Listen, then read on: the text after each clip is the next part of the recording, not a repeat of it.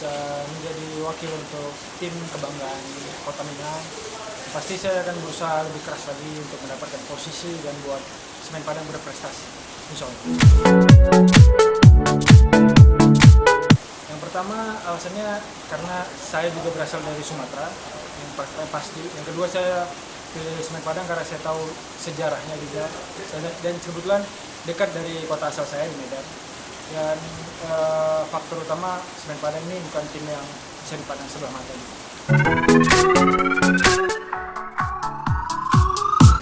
Pasti saya berharap dengan adanya saya bisa juga membantu Semen Padang berprestasi di Liga 1, bukan hanya sebagai tim yang hanya baru promosi tapi juga berprestasi untuk tahun 2019.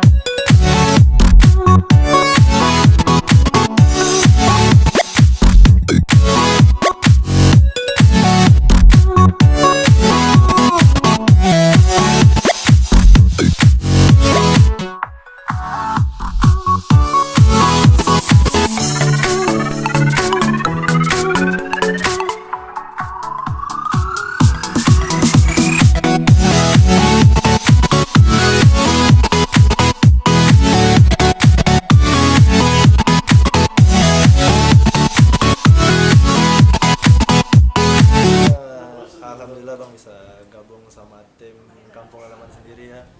Mungkin 6 tahun merantau, mungkin sekarang waktunya untuk pulang dan bela tim Rana Minang.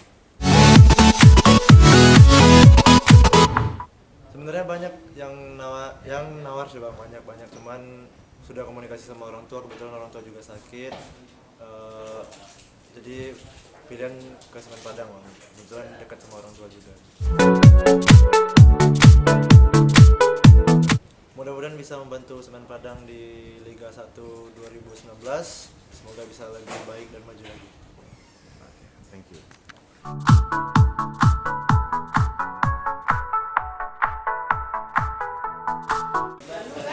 Saya pikir sih programnya dari hasil evaluasi kemarin ini adalah tindak lanjutnya, salah satunya kita memperkuat lini belakang kita.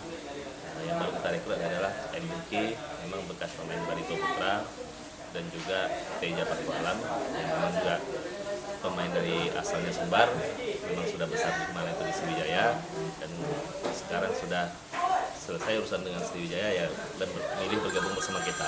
Kami sih alhamdulillah dengan adanya kedatangan mereka, kami berharap bisa memperbaiki lini belakang kita, kinerja kita di belakang, dan bisa berharap ke depannya Semen Padang semakin lama semakin baik dan bisa bersaing di Liga 1 nantinya.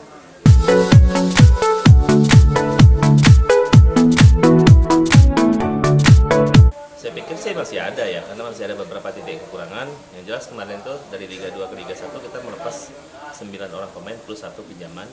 Nah, memang itu akan diisi slotnya oleh kombinasi antara lokal dan asing. Saya pikir nanti asing sudah datang 1, nanti 3 lagi insya Allah menyusul.